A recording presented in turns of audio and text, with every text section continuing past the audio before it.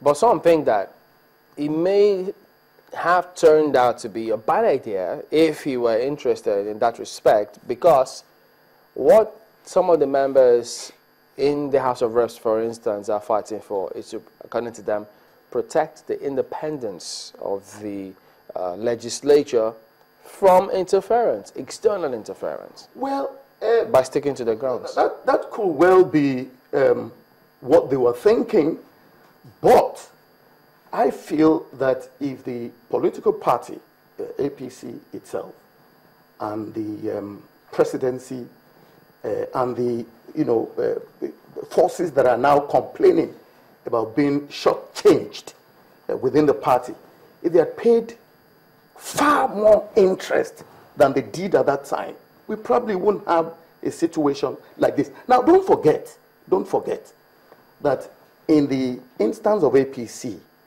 many of the new members, and that's why I said you probably have a party of strange bedfellows. Many of the members, the party itself is a new party, but many of the members were not members of the old CPC and the what's the name of the other one now?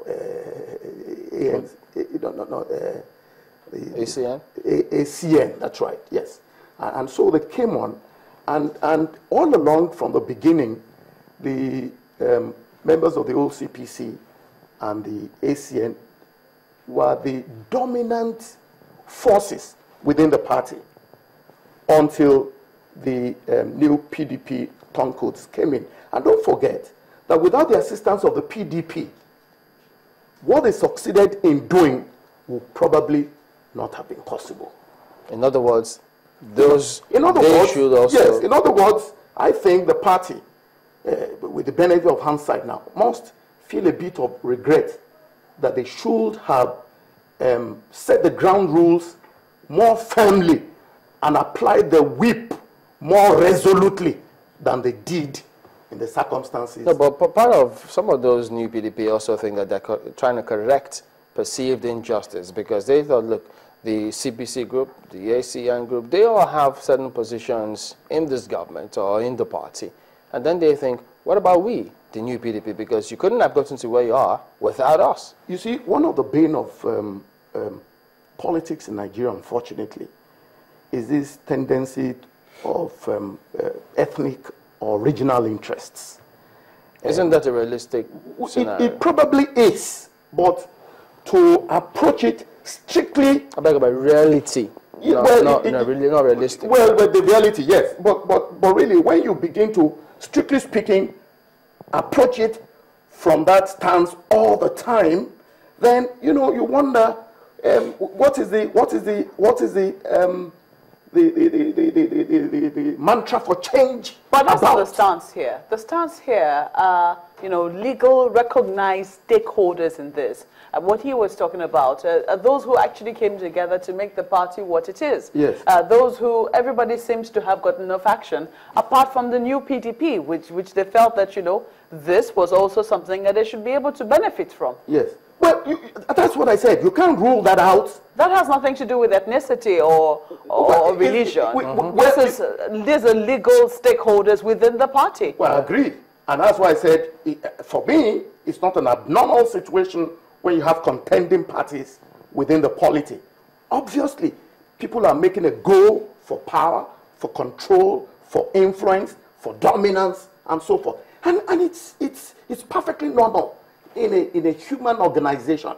But what I find rather strange in all this is the arguments that are now being used to justify the positions that are being taken. Such as? For example, the hue and cry about federal character, why certain positions shouldn't go anywhere else other than in a certain direction. That's what I find worrisome in all this. So, what is your suggested solution? I wish I had a ready-made answer. I honestly wish. It may not be ready-made, but suggested. Well, you see, I think that they must talk. The party must assert itself more. The president, whether he likes it or not now, must intervene.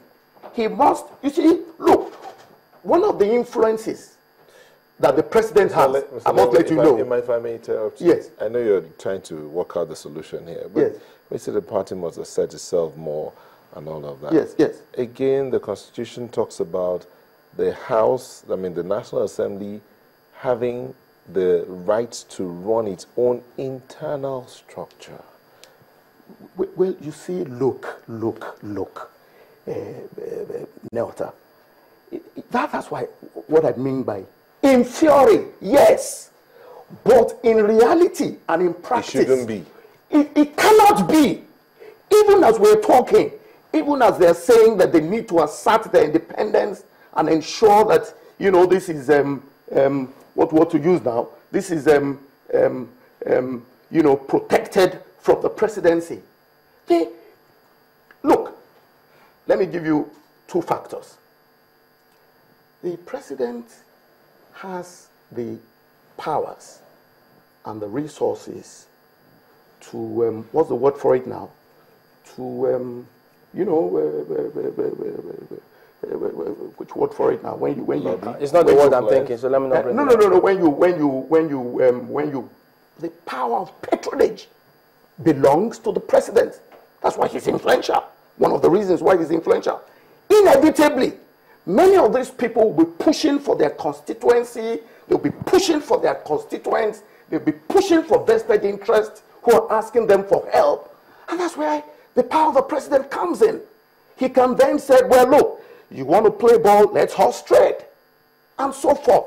That's what I mean by saying that no institution of the Nigerian state can actually claim to be exclusively independent of the sovereignty of the country. Don't forget that the sovereignty of the nation resides in the president. All right, that's where we'll have to let it go as well today. Thank you very much indeed for coming on.